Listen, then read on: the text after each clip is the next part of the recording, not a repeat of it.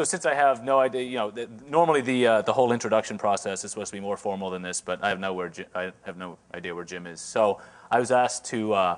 Jim asked me to give the keynote this morning, and it was interesting because he said I need a placeholder for Blackhat, so just make up a really. So he said just make up a title. So don't ask me why, but I had jazzercise on the brain, and no, I don't do jazzercise. So I thought, fine, Jim. Cloudercise. There's my title, and we'll get to it later. So about 2 weeks later, my phone rings, and it's my PR department. It says, "Hey, yeah, about this talk." I'm like, "Oh, I know the title. The funny subtitle has the word for a firmed, more toned ass, as a service." I'm like, "Yeah, the title really isn't the problem." I said, "Well, what's the problem?" They said, "Well, the abstract." The actual description of the talk. I said, "Well, what do you mean?" And I'd never made one. Well, then I went to the website, and apparently Jim, in a fit of creative inspiration, created one that has words like, sometimes an ass is so ugly you have to keep it private. Well, it's in your books. So I, at that point, had no idea what it is I was and am supposed to do. So I decided that I would stay true to form and make stuff up. So Cloudercise is the revolutionary 12-step program for a firmer, more toned as a service. And basically, what I thought I'd do today is kind of give an overview of, from a security perspective, especially of where we are, kind of not really a state of the nation, but a state of the union, but really just a high-level overview of where we've come from the perspective of how security organizations, risk managers, and compliance folks are dealing with cloud. So in line with this goofy topic and title that was very difficult to write a presentation for, what I found interesting was, of late we've seen an awful lot of folks rebranding their solutions with a lot of these kind of literally with a great analog to the get, fit, quick schemes and infomercials you see on TV, where now there are an awful lot of quick fixes being offered for problems that have been around for a long time that in many cases map to cloud and in some cases don't, have nothing to do or aren't particularly unique to cloud. Some will tell you that everything from the perspective that we have done goes out the window and you have to completely retool, especially from a technology perspective. And in many cases, what we find is the impact is more organizational or operational versus technical. A lot of the things, however, from a compensating controls perspective, as we've kind of found out as a community, don't map very well, as people are rushing to kind of take what was physical solutions and map them to the virtual world. That said, everyone seems to be coming to market with a set of virtual appliances that don't solve or introduce interesting, unique sets of problems and challenges associated with how you might deploy those products along the lines of resiliency, scale, management, etc. And of course, this stuff is supposed to be, given the way cloud functions, is supposed to be an enabler that gets you to be able to do things quicker, faster, more agile like cloud. But in fact, what we find is, in many cases, security by design doesn't scale. And just because cloud does doesn't mean the security practices do. And in fact, we run into some interesting analogs. So I started combing the intertubes and magazines for examples of sporting equipment that I found particularly interesting from as it relates to this talk. Has anybody seen this thing in real life? Right. Everyone's seen it in the magazine backseats of the right. Okay, first T-shirt winner. Tell me how much this device costs if you've actually seen it. $14,000. Well, the Amazon guy gets a shirt. $14,000. This thing. It looks like I think you can do dips, like a cycle thing, pull-ups, push-ups, but it's $14,000. But it promises you that you can get the equivalent of an hour's workout in 4 minutes. 4 minutes, which is awesome. Then we have this, Tony Little's Gazelle. Now, I think that this thing is, what's funny is he's this really big buff dude that talks like this, and if you look at the design of this device, you could probably figure out why. We have the ever-popular ThighMaster, or I should say this is actually the ThighMaster Gold. You can tell because it has Climaster Gold on it. I have no idea. And then there is this, the most homoerotic new workout thing I have ever seen. There is, if you've not seen this, this is the, I have no words. No word, literally. So I thought, yeah, that pretty much sums up where we are from a security perspective in cloud today. The shaker. I'm tempted to order one. Yes. I can probably get it on Amazon, correct? Mr. Riley? All right, fabulous. So what does it really take to get a firmer, more toned ass? Well, I think ultimately is acceptance that security does make your ass look fatter. And what I mean by that is we talk about a lot of, one of the biggest reasons you want to move to cloud is for cost savings. But when we look at the types of controls and how we actually have to deploy compensating controls, in many cases what happens is we come to the realization that, for example, as we move from network-based controls back to guest-based controls and infrastructure as a service specifically, or as we go up the stack where we have less and less operational control, it's kind of like a squeezing the balloon problem. We end up going from maybe a few gateways and a few firewalls and things that, as we've choked down, that we've gotten pretty good at managing, and we have the teams that understand how they work, and the compliance and audit guys understand the functions, and then we move into the guest, where now we're going back to the realm of having to install agents in many cases on those hosts, since we can't plumb and connect to the network, which is a huge scale problem. If what you're trying to address is this notion that I can auto-scale assets up and down, that means I have to auto-scale my security controls.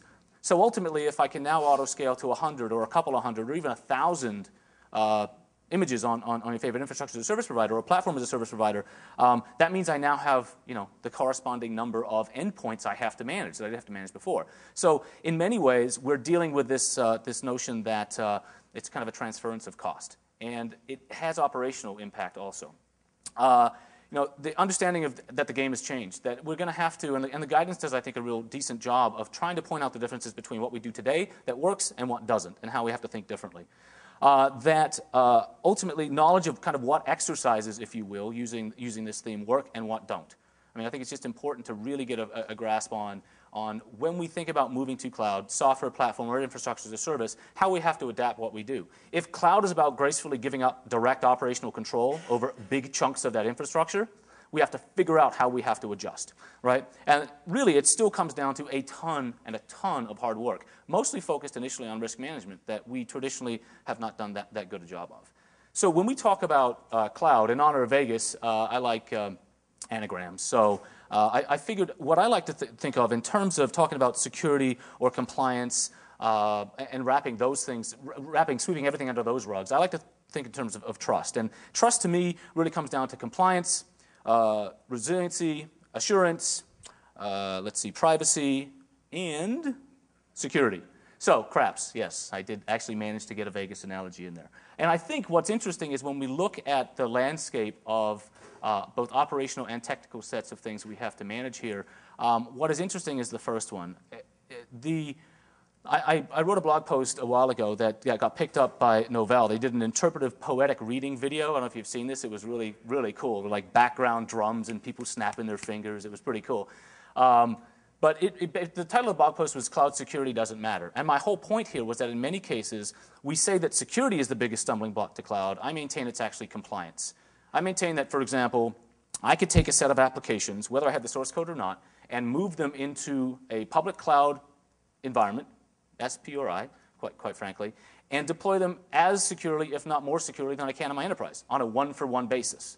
If I'm willing to change my operational model, if in some cases rewrite the application, deploy new controls, retrain people, and make different investments. But the whole point here is we call that security, but ultimately I could do all of that and still not be compliant.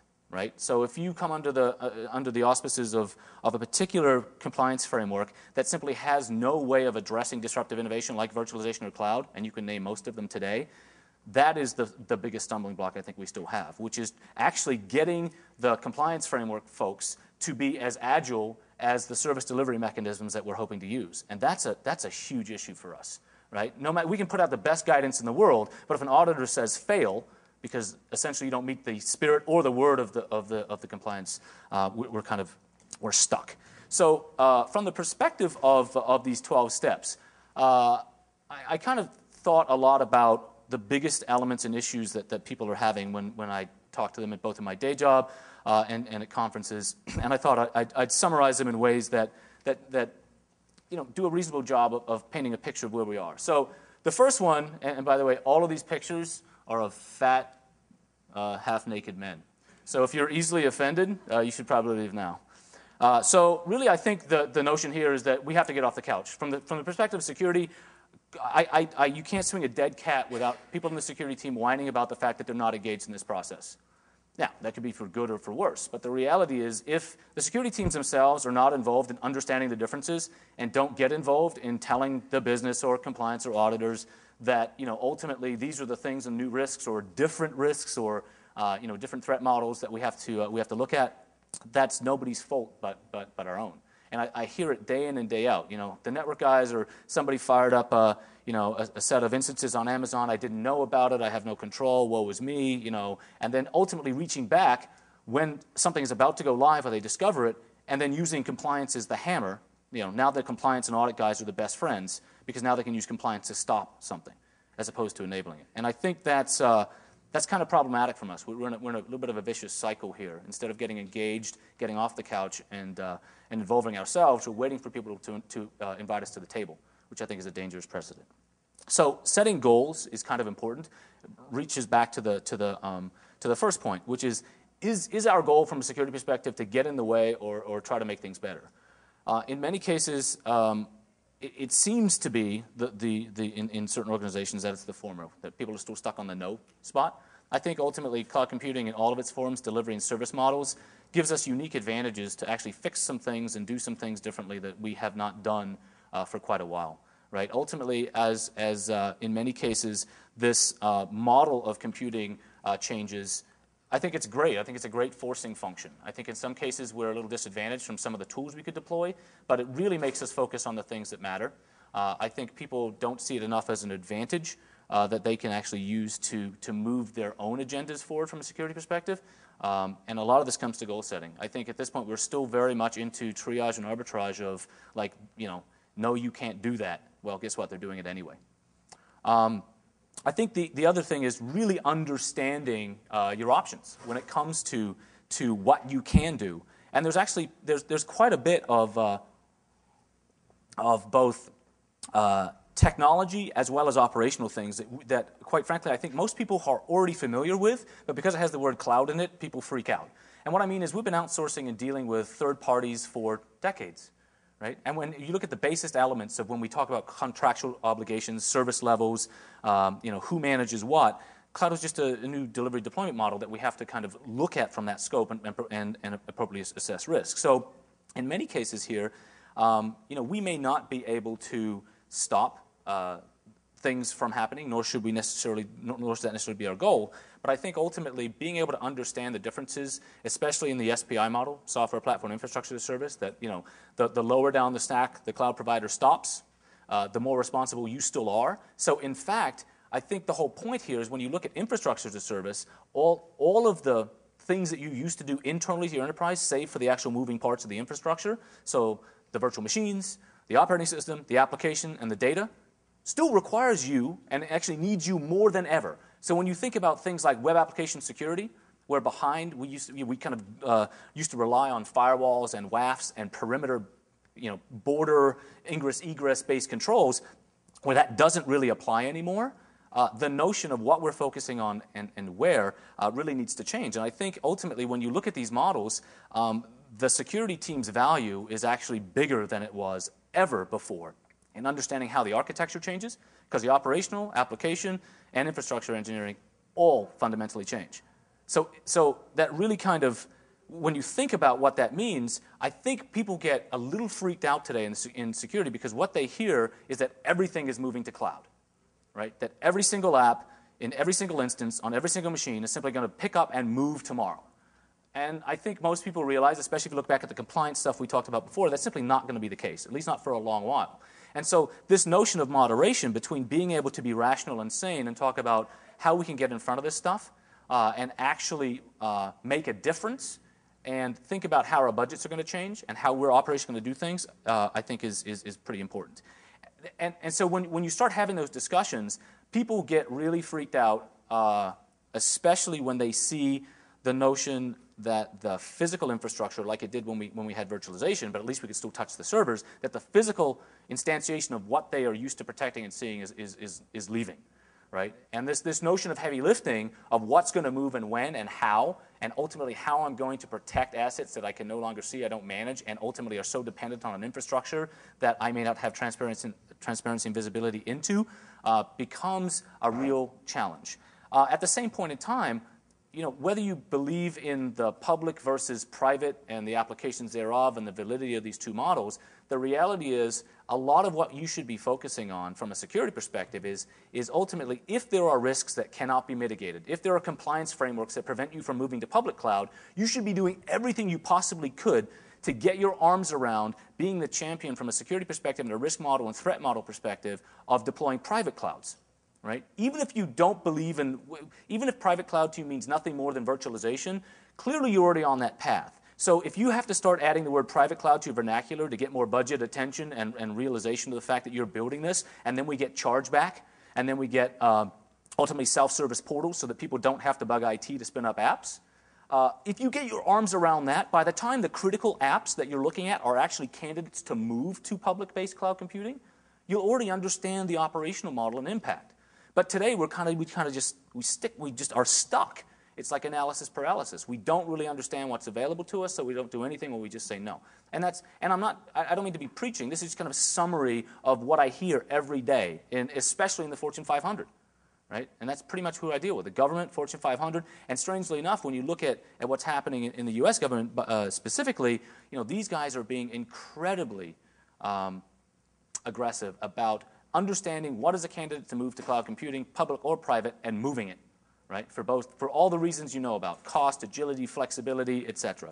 So I think, when we look at what we're saddled with internally from a security perspective, and we look at statements like, cloud computing is more secure than non-cloud computing, it's kind of a ludicrous assertion, because really, if you look at a one-to-one application-to-application deployment perspective, maybe you could say that given what I get in platform, or even some things in infrastructure, certainly in software as a service, those guys are maniacally focused on service delivery, compliance, and yeah, maybe on a one-app-to-one-app basis, maybe it's true that a public cloud provider can do a better job than from a security perspective than an enterprise. Maybe. It's odd to me, however, that when you look at an enterprise that on average in the Fortune 500 has something like 20,000 applications with 4.5 versions of each application they have to support, one app to 80,000 apps is a big difference, right? 20 years of baggage and crap means that in many cases it's not a fair comparison, and it's difficult to explain to management why to support that app that they asked for last year that wasn't cloud, that now wants to move to cloud, that ultimately exposes confidential information, is not a good idea. They don't get, because they go home and they use the computing resources and it just works. So in many cases, what that means is we've got to actually, from a security perspective, try to kill and retire as many of these bloated internal apps as we can. That sounds counterproductive, but when you think about it, how much time do you spend dealing with securing crap that is 10 years old, right? So for me, I would much rather talk about trimming the fat and focusing on the things that matter than supporting 20 years of bloatware, right? And I think we're starting to now get to the point where the compelling reasons for cloud, beyond cost, but from an agility perspective, a flexibility perspective, are starting to kind of sink in, right? Regardless of the operational models of how the security controls are deployed, security teams kind of get the benefit. In many cases now, they are getting involved, or they're forcing themselves in being involved with re-architecting applications for cloud-based application deployments. However, what's interesting is that one of the biggest value propositions for cloud is scale, but I'll just say that scale is not the only value proposition for cloud computing. Enterprises don't necessarily always need 10,000 virtual images of a particular application. And in fact, if you look at what virtualization did for us in the enterprise, it soaked up unused compute resources. So scale clearly wasn't a problem. Agility, flexibility, and efficiency were. But we get hung up on the fact that we're going to have massive scale, and how do I secure this?